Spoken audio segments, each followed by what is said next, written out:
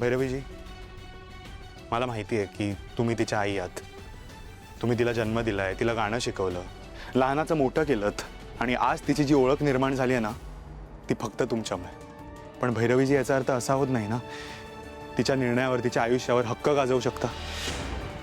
नाहीये तिची इच्छा गाणं गायची, तर तुम्ही तिला का जबरदस्ती करताय? आणि करू दे ना तिला काय करायचंय ते. तिला ज्या ज्या गोष्टी आवडतात ना त्या सगळ्या गोष्टी करण्याचा पूर्ण अधिकार आहे तिला. आणि मी तिला नाही रोखणार, उलट तिला सपोर्टच करीन. मग गाणं सोडणार आहेस तू? हो. आणि आणि गाणं सोडून काय करणार आहेस? हा, फक्त संसार करणार आहेस? सांगितलं ना मम्मा, आता मी माझी ओळख माझ्या कष्टाने माझ्या मेहनतीने क्रिएट करणार आहे. आणि राहिला प्रश्न संसाराचा, तर तो मी तुझ्यापेक्षाही उत्तम करून दाखवेन. ऍटलीस्ट माझा नवरा तरी नाही सोडून जाणार मला. तारा,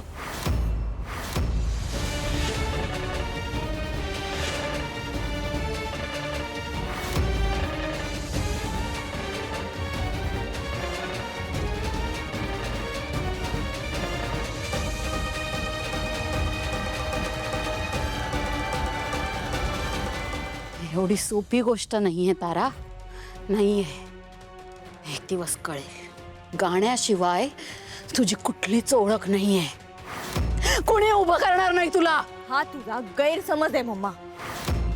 बघ ना, मी फक्त विचार केला की मी स्वतःच्या पायावर उभं राहीन म्हणून, आणि मला एका मोठ्या प्रोडक्शन हाऊसने त्यांच्या फिल्म मध्ये लीड रोल ऑफर केला आणि मी हो म्हणाले. त्यामुळे आता गायिका तारा वझे ही ओळख पुसून अभिनेत्री तारा भेंदळे अशी स्वतःची ओळख क्रिएट करणार आहे मी मम्मा. आणि यावर दुसरा कोणाचाच अधिकार नसेल, फक्त माझा असेल मम्मा. तारा, तारा ऐकून तर घे. तारा,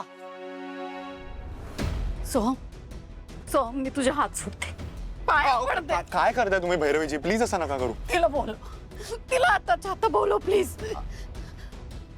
तारा, तू आलीस, मला माहिती होतं तू येशील. तुझा वारसा.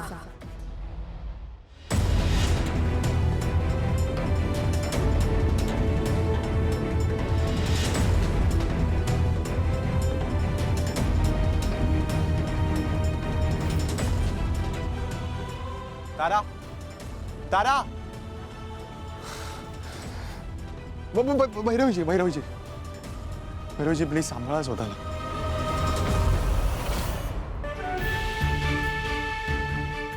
मी हात जोडते तुझे, मी पाया पडते. भैरवीजी, काय करताय तुम्ही? परत बोलव प्लीज, तिला समजव. ऐका ऐका भैरवीजी, प्लीज तिला समजाव ना तिला. भैरवीजी, तुम्ही प्लीज शांत व्हा आणि प्लीज माझ्यासमोर हात नका जोडू. तुम्ही माझ्या आईच आहात. आणि राहिला प्रश्न ताराचा, तर मलाही तिचा निर्णय नाही पटलाय. हो ना. पण काय ना भैरवीजी, मी ना तारावर खरं प्रेम केलंय.